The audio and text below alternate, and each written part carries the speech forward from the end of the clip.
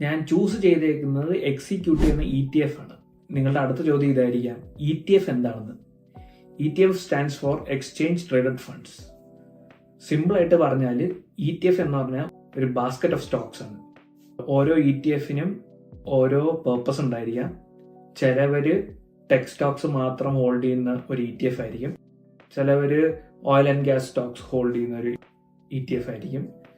ചിലത് US മാത്രം invest ചെയ്യുന്ന ഒരു ETF ആയിരിക്കാം.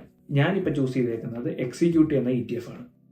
നിങ്ങളുടെ അടുത്ത ക്വസ്റ്റ്യൻ ഇതായിരിക്കാം, എന്തുകൊണ്ട് എക്സിക്യൂട്ടീവ്?